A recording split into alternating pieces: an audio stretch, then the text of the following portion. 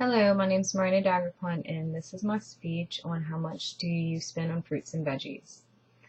Nowadays, people spend so much on fruits and vegetables that they don't realize how much they throw away. It's not like it used to be. Back in the day, everybody used to have their own garden and grow and take a lot of pride in that garden. They would get up day and night and make sure it was watered, make sure it had the proper fertilization, and that was their livelihood. They knew that if they didn't take care of it, they wouldn't eat. That was their only way of survival. And what they didn't have, they would go to the market and they would exchange things, or they would spend a little bit of money to get something else. That was their dinner. So if anything happened with animals getting it, they would set out traps because, like I said, that's how they survived back then. What if we didn't have all these stores? We didn't have Walmarts and these grocery stores that provided us with all this produce. We're so used to going there. If we need an apple, we get an apple, oranges, cucumbers, whatever it may be. But what would happen if that wasn't there? We're not educated anymore. A lot of people aren't growing up like they used to and harvesting and getting out there and doing hard labor and, as I call it, living off the land. I was raised up growing gardens and having chickens and living on farms, and that's something that I really cherish.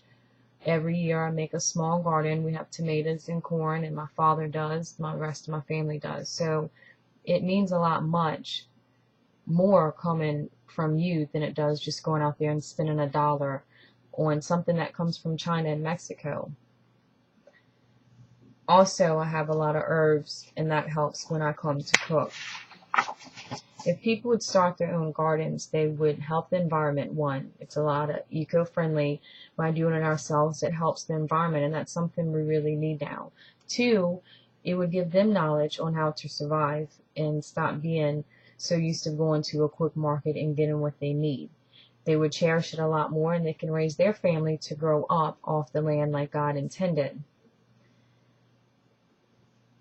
Almost all of the produce that we get now comes from overseas, like I said, China and Mexico. But do we really feel comfortable not having the knowledge of knowing where it really comes from out the ground, how it's being taken care of, what actual nutrition is given to this produce, not including all the handling that it has to go through before it even reaches our store. And then we take that back home, and most of the time people don't even wash it off, and they feed it to their children.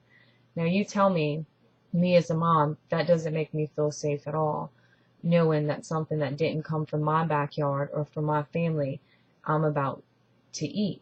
I'm very careful when I go, and I think people should be the same way. They should look for local markets if they can. I know there's people in my area that sell on the side of the street, but all of it's local. I try to get local honey and anything that I can get from the USA more than China or Mexico.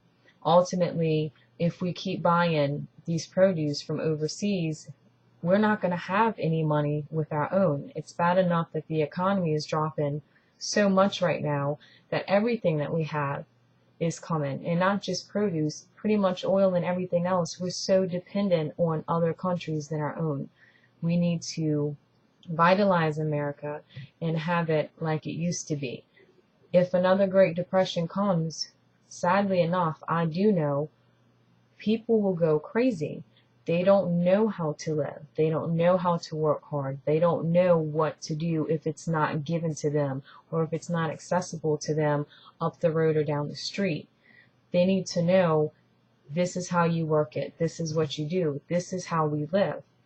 I wish there was a class for people, and I wish just a portion of Americans would at least enhance that and grow something small, even if it's herbs or a tomato plant, whatever it may be. And just know that if something does happen dramatically to us, like it did back then, that we will be able to live. And it's okay. And we don't have to go crazy, because that's a sad thing to think about. Plus, the money you spend is ridiculous on produce. And now that people aren't growing so many gardens, everything is hybrid that you get. So in other words, if you buy, squash, and you plan on using the same seeds that came off the squash for next year, you won't be able to, because it's crossbreeded to where you're not reproducing the same thing. See, that's where they're getting slick, and that's saving them money. But at the same time, if you get natural seeds that you can reproduce every year, every year, every year, that also helps us so greatly. So I encourage everybody just trying to start something new and get the knowledge, and it would be a lot better.